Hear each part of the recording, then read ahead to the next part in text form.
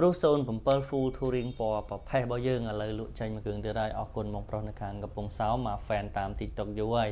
ឥឡូវនេះដល់ថ្ងៃដែលគាត់ត្រូវណាត់មើលជាក់ស្ដែងហើយបាទមុននឹងមកមើលហ្នឹងគឺគាត់មានគ្នាគាត់បងប្អូន2នាក់បាទខ្ញុំចាប់អារម្មណ៍ថាគាត់មើលឡានខ្ញុំលម្អិតមែនតើបងប្អូនណាគាត់ហែកមើលកាយ៉ៅគាត់អើតមើលបាតកឡុកកលៀតគឺគាត់មើលល្អិតមែនតើដោយសារបងប្រុសដោយសារមើលទៅគាត់អ្នកចេះមើលឡានហើយគាត់ក៏មានឡាន approach ជីផ្ទាល់ខ្លួនដែរហើយមិនបងអង្គយូរទេបាទបន្ទាប់ពីមើលកឡុកកលៀតថ្មីស្អាតហើយក៏ចាប់ផ្ដើមឲ្យបងប្អូនគាត់យកហើ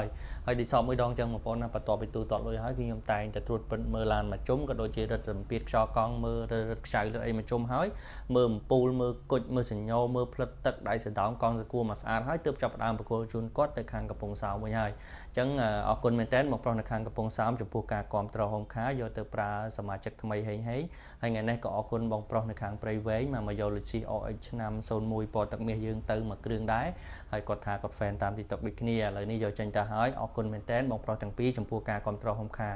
ឡូវនេះឡាននៅក្នុង stock របស់យើងនៅសល់តែ4គ្រឿងទេបងប្អូន10គ្រឿងមុនហ្នឹងឥឡូវអស់ហើយនៅសល់តែពណ៌ប្រផេះ4គ្រឿងទេអញ្ចឹងបងប្អូនដែលចង់បានឡានស្អាតៗអាចអញ្ជើញមកមើលបានហុំខាលឿនៗបងប្អូនណាអរគុណ